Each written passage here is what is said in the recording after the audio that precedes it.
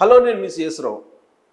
మీ బిడ్డ మాట తప్పడు, మడమ తిప్పడు, విశ్వసనీయతకు మారుపేరు, చెప్పాడంటే చేస్తాడంతే అంటూ జగన్మోహన్ రెడ్డి తరచూ ప్రజలకు చెప్పేటువంటి మాట. కానీ ఆయన చెప్పనటువంటి అంశాలు ఏం చేశారు, చెప్పినటువంటి వాటికన్నా కూడా అనేది మనం విశ్లేషణ చేసుకునే ప్రయత్నం చేద్దాం. ఆయన చెప్తున్న దాని ప్రకారం 98% ఇచ్చినటువంటి హామీలను నేను అమలు చేశానని చెప్పి చెప్తూ ఉన్నారు. కానీ ఆయన చేసినటువంటి పథకాల రద్దు ఏంటి అనేది మనం విశ్లేషణ చేసుకుందాం. సో ఆయన చెప్పిన దానికి అలాగే చేసిన దానికి ఏమాత్రం పొంతన ఉండదు అనేది వీటన్నింటినీ కనుక పరిశీలిస్తే మనకు అర్థమవుతుంది. జనానికి ఏ విధంగా వాతలు పెట్టాడో 2019 నుంచి ఆయనకు ఒక్క ఛాన్స్ అంటూ ఆయన అడిగారు, జనాలు ఒక్క ఛాన్స్ ఇచ్చారు 2019లో. ఆ తర్వాత ఆయన చేసిన పని ఏంటంటే చెప్పిన వాటికంటే చెప్పనివి చాలా చేశారు. ఏం చేశారనంటే చెత్త పన్ను విధించారు. చెత్త పన్ను విధిస్తానని చెప్పి చెప్పలేదు 2019లో, కానీ చెత్త పన్నుని ఆయన విధించారు. ఆ తర్వాత ఇంటి పన్ను పెంచారు. ఇవి చెప్పలేదు, ఇంటి పన్ను నేను పెంచను అని చెప్పలేదు, కానీ పెంచారు. రిజిస్ట్రేషన్ ఛార్జీలు ఏ విధంగా పెంచారో, ఖాళీ స్థలాల మీద ఎంత పన్ను వేసి వసూలు చేస్తున్నారో ఆంధ్రప్రదేశ్ ప్రజలకు బాగా తెలుసు. ఇక ఆస్తి పన్ను ఏ విధంగా పెంచారో తెలుసు. ఇంటర్ విద్యార్థులకు మధ్యాహ్న భోజనం కంప్లీట్గా కట్ చేసేసారు. అంతకుముందు ఇంటర్మీడియట్ విద్యార్థులకు మధ్యాహ్న భోజనం ఉండేది, అది కంప్లీట్గా కట్ చేశారు. ఇవన్నీ కూడా 2019లో చెప్పకుండా చేసినవి అనమాట జగన్మోహన్ రెడ్డి. అందుకే మీ బిడ్డ మాట తప్పుడు, మడమ తిప్పుడు, విశ్వసనీయతకు మారుపేరు అని చెప్పి ఆయన చెప్తూ ఉంటారు. పైన దేవుడు ఉన్నారు, కింద ప్రజలు ఉన్నారు, మధ్యలో నేనున్నానని చెప్పి చెప్తూ ఉంటారు ఆయన. పీజీ విద్యార్థులకు ఫీజు రియంబర్స్మెంట్ కట్ చేసేసారు. అంతకుముందు పీజీ విద్యార్థులకు కూడా ఫీజు రియంబర్స్మెంట్ ఉండేది, ఇప్పుడు పీజీ విద్యార్థులకు ఫీజు రియంబర్స్మెంట్ కట్ చేశారు. ఎందుకంటే అమ్మఒడి వేస్తున్నాం కాబట్టి ఇంకా ఏ ఫీజు రియంబర్స్మెంట్లు అవసరం లేదు, అమ్మఒడితోటి సరి.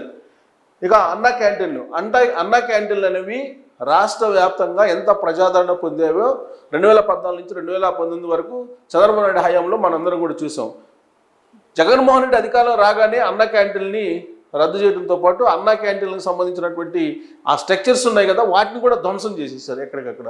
ఇక ప్రజావేదిక కూల్చివేత, అక్కడి నుంచి అసలు ఆయన మొత్తం విధ్వంసం మొదలైందే ఆంధ్రప్రదేశ్లో. జగన్మోహన్ రెడ్డి మొదలుపెట్టిందే ప్రజావేదిక నుంచి. 9 కోట్ల రూపాయలు ఖర్చు పెట్టి చంద్రబాబు నాయుడు నిర్మించినట్టు ప్రజావేదిక అక్రమ నిర్మాణం అంటూ ఆయన కూల్చివేశారు. అక్రమ నిర్మాణాలు ఏవి కూడా ఆంధ్రప్రదేశ్లో ఉండడానికి లేదని చెప్పి అక్కడి నుంచే నేను ప్రారంభిస్తున్నానని చెప్పి కూల్చివేశారు. ఆ తర్వాత ఒక్క బిల్డింగ్ని కాదు కదా, ఒక్క గోడను కూడా కదిలించలేకపోయారు. తెలుగుదేశం పార్టీ వాళ్ళవి తప్ప మిగతా వాళ్ళ ఎవ్వరూ కూడా అలానే ఉంచారు. కరకట్ట మీద ఒక్క ఇంచు కూడా ఆయన కదిలించలేకపోయారు. ప్రజావేదికను మాత్రం 9 కోట్ల రూపాయల విలువైనటువంటి దాన్ని కూల్చేశారు, ప్రజాధనాన్ని. ఇక నూలు సబ్సిడీ కట్ చేసేసారు. చేనేతలకు ఇచ్చేటువంటి నూలు సబ్సిడీ కట్ చేసేసారు. అదేమంటే చేయూత ఇస్తున్నాం కదా అని చెప్పి చెప్తూ ఉన్నారు. ఇక కరెంటు మగ్గంకు కరెంటు సబ్సిడీ ఉంటుంది, మామూలుగా సబ్సిడీ ఇచ్చేవాళ్ళు చంద్రబాబు నాయుడు హయాంలో, అంతకుముందు ప్రభుత్వాలు కూడా ఇచ్చాయి. కానీ సబ్సిడీ ఎత్తేసారు కరెంటు మగ్గాలకి. ఇక ధోబీఘాట్కు కరెంట్ సబ్సిడీ ఉండేది, దాన్ని కూడా కట్ చేశారు. ధోబీఘాట్లకి కరెంట్ సబ్సిడీ గతంలో ఇచ్చేవాళ్ళు, జగన్మోహన్ రెడ్డి వచ్చిన తర్వాత దాన్ని కట్ చేసేసారు. ఇక మత్స్యకారులకు డీజిల్ సబ్సిడీ ఉండేది, అది కూడా కట్ చేశారు. మత్స్యకారులు వేటకు వెళ్ళేటప్పుడు పడవల్లో వెళ్తూ ఉంటారు, ఆ పడవలకి ఉపయోగించేటువంటి డీజిల్ ఏదైతే ఉందో ఆ డీజిల్కి సబ్సిడీ ఇచ్చేవాళ్ళు గత ప్రభుత్వంలో. ఇప్పుడు ఆ డీజిల్ సబ్సిడీ కట్ చేసేసారు. మత్స్యకారుల వలల కొనుగోలుపై సబ్సిడీ కట్ చేశారు. సో సబ్సిడీలు ఏమున్నాయో అవన్నీ కట్ చేసేసి ఇప్పుడు నేరుగా నేను బటన్ నొక్కుతున్నాను అని చెప్తున్నారు. బటన్ నొక్కుతున్నాను, మీకు డబ్బులు వేస్తున్నాను, నాకు ఓట్లు వేయండి. నేను 130 సార్లు నొక్కాను, మీరు నాకు 2 సార్లు నొక్కండి అని చెప్తున్నారు. 130 సార్లు నొక్కినటువంటి డబ్బు 2,50,000 కోట్లు అని చెప్తున్నారు ఆయన. కానీ ఆయన సొంతానికి ఎంత సంపాదించుకున్నారని ఇది చెప్పట్ల. అనధికారికంగా వేస్తున్నటువంటి లెక్కల ప్రకారం సుమారుగా 6 లక్షల కోట్ల రూపాయలు ఆయన సొంతానికి నొక్కేసుకున్నాడని చెప్పి ఇప్పుడు విపక్షాలు ఆరోపిస్తున్నాయి. ప్రత్యేకించి పవన్ కళ్యాణ్ లెక్కలు కూడా చెప్తూ ఉన్నారు. ఇసుక సిండికేట్లు ఎంత, మద్యం సిండికేట్లు ఎంత, భూముల కబ్జాల్లో ఎంత, తర్వాత పవర్ సంబంధించినటువంటి ఎంఓయూల్లో ఎంత, ఇవన్నీ కూడా చెప్తున్నారు లెక్క. దాదాపు 5 నుంచి 6 లక్షల కోట్ల రూపాయల వరకు ఉంటుందని చెప్పి చెప్తున్నారు. అంటే బటన్ నొక్కి ప్రజలకు ఎంత వేశారు, తన సొంతంగా ఎంత నొక్కేశారని చెప్పి చెప్పమంటున్నారు ఇప్పుడు విపక్షాలు. ఇక మత్స్యకారుల వలల కొనుగోలుపై సబ్సిడీ కట్ చేశారు. కుమ్మరులకు మట్టి హక్కులు ఉండేవి, వాటిని కూడా కట్ చేసేసారు. తర్వాత వడ్డర్లకు రాతిపైన హక్కులు కట్ చేశారు. వడ్డర్లు ఎక్కువగా రాళ్ల మీద ఆధారపడుతుంటారు, రాళ్ళను కొట్టి వాళ్ళు బతుకుతూ ఉంటారు. అలాంటి వాళ్ళకి హక్కులు కట్ చేసేసారు. కుమ్మరులకు మట్టి హక్కులు కట్ చేశారు. అసలు మట్టి మొత్తం దోచుకొని వెళ్ళిపోవటమే, మట్టి ఇసుక అసలు ఏది వదిలిపెట్టలా. సో ఇప్పుడు మట్టి కుమ్మరులకు హక్కులు ఉండేవి మట్టి మీద, వాటిని కూడా కట్ చేసేసారు. ఇక రజకులకు చెరువుల హక్కులు ఉండేవి, కొన్ని చెరువులకు హక్కులు ఉండేవి రజకులకు, ఎందుకంటే వాళ్ళు బట్టలు ఉతకడానికి వెళ్తుంటారు కాబట్టి ఆ చెరువుల మీద హక్కులు ఉండేవి కొన్ని, అవి కూడా కట్ చేసేసారు. తర్వాత గొల్ల కురుబ యాదవులకు గడ్డి మీద హక్కులు ఉండేవి, ఆ గడ్డి మీద హక్కులు కూడా కట్ చేసేసారు. గిరిజనులకు కలప మీద హక్కులు ఉండేవి గిరిజనులకు, వాటిని కూడా కట్ చేశారు. ప్రత్యేకించి ఈ ఎఫెక్టు ఎక్కువగా వైజాగ్ ప్రాంతంలో ఉంటుంది, ఎందుకంటే గిరిజనులు ఎక్కువగా అక్కడ అరకు ఆ ప్రాంతంలో ఉంటారు కాబట్టి వాళ్ళకి కొన్ని హక్కులు కలప మీద ఉండేవి, వాటిని కూడా కట్ చేసేసారు. రైతులు గోల్డ్ లోన్స్ పైన వడ్డీ రాయితీ ఉండేది గతంలో, ఆ వడ్డీ రాయితీని కూడా కట్ చేశారు. గోల్డ్ మీద లేదు ఇప్పుడు, గోల్డ్ మీద వడ్డీ రాయితీ ఇవ్వటం లేదు ఇప్పుడు, దాన్ని కట్ చేసేసారు. ఇక సబ్సిడీతో కూడినటువంటి స్వయం ఉపాధి లోన్స్ వాటిని కట్ చేశారు. స్వయం ఉపాధి డ్వాక్రా సంఘాలు తీసుకున్నటువంటి లోన్లకి కొంచెం సబ్సిడీ ఉండేది, దాన్ని కూడా తొలగించారు, కట్ చేసేసారు. విద్యోన్నతి, ఎన్టీఆర్ విద్యోన్నతి అంటూ ఉండేది ఒక పథకం, దాన్ని కూడా కట్ చేసేసారు, మొత్తం అమౌంట్లు కలిపేసేసారు. సో ఇప్పుడు నిరుద్యోగ భృతి అని ఇస్తానని చెప్పారు 2019 ఎలక్షన్లో. ఆయన ఇచ్చినటువంటి హామీలు మనం గమనిస్తే నిరుద్యోగ భృతి ఇస్తానన్నారు, కట్ చేసేసారు.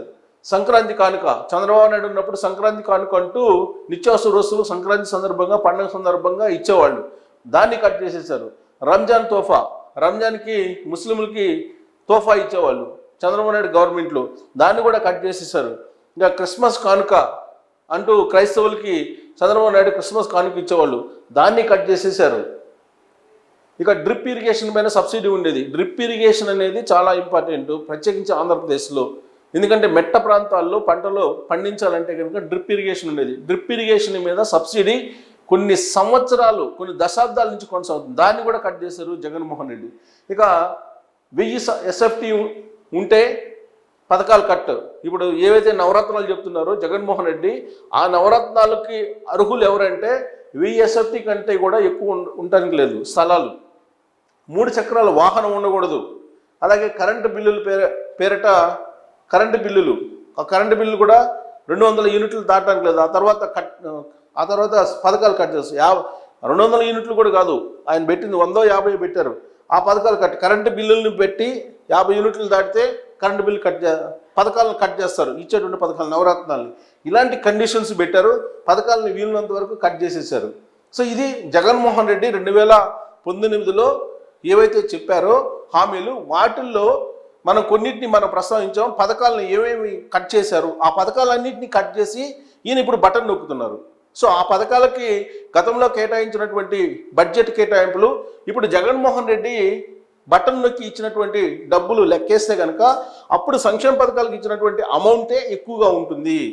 బడ్జెట్ చూస్తే కనుక జగన్మోహన్ రెడ్డి ఇప్పుడు బటన్ నొక్కి వేసినటువంటి డబ్బులు తక్కువగా ఉంటాయి. అంటే చంద్రబాబు నాయుడు సంక్షేమానికి ఎక్కువ ఇచ్చారు, జగన్మోహన్ రెడ్డి తక్కువ ఇచ్చారనేది చాలా క్లియర్గా అర్థమవుతుంది. అందుకే మాట తప్పరు, మరిమ తిప్పను, విశ్వసనీయత, మీ బిడ్డను నమ్మండి అని చెప్పి జగన్మోహన్ రెడ్డి అంటూ ఉంటారు.